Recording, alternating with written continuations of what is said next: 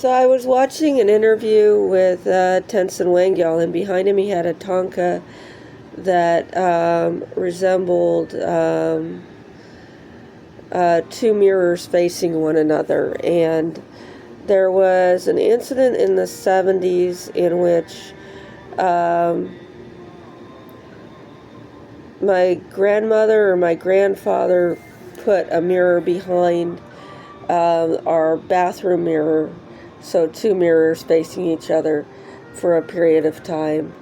And then finally, I must have been my grandmother, and my grandfather made her move it, but not before both of them had played games with trying to get me to talk about it. But they had used the two mirrors in order to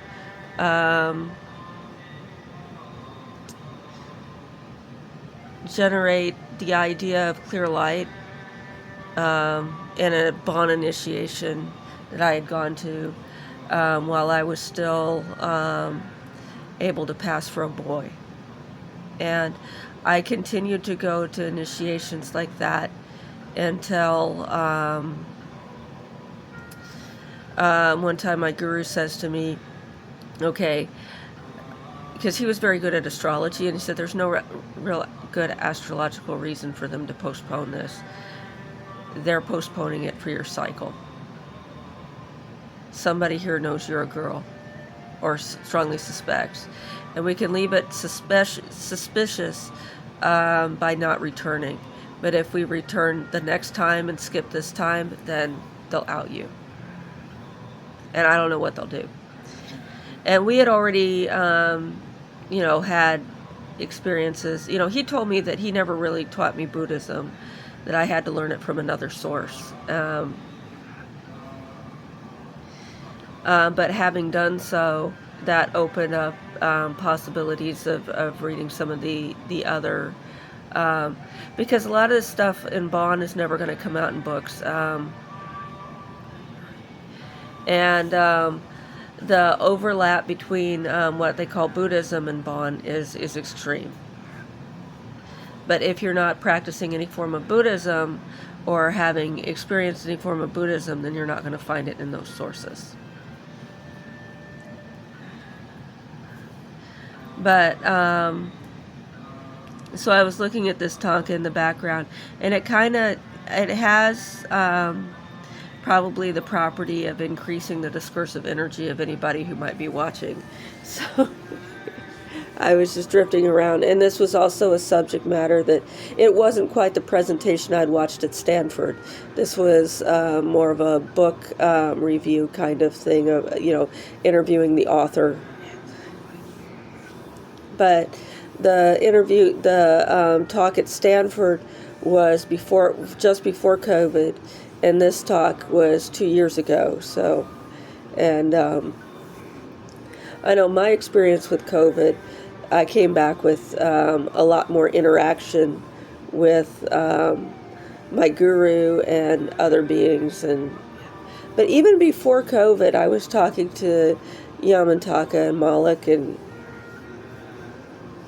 and then after COVID, I was definitely having more of a chatter in my mind with other beings that stabilized. And I wondered if the same thing had happened to Tenzin Wangyal Rinpoche, that because his countenance had changed, and but it may have been a different time of day in a different setting as well. But I just it was one of those things that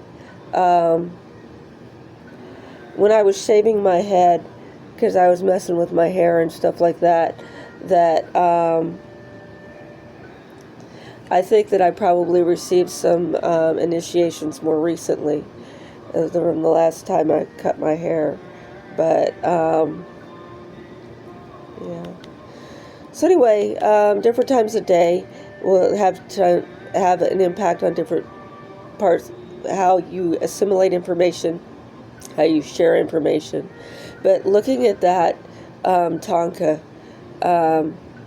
Of course, there's no way I would get a Tonka like that. It looked like the kind that they made out of strips of silk, like a ribbon Tonka almost, with different prints of silk rather than a painted one, because they make all different kinds. Mine are basically matted posters, but still, I have a lot of interaction with them. Some more interactive than others, and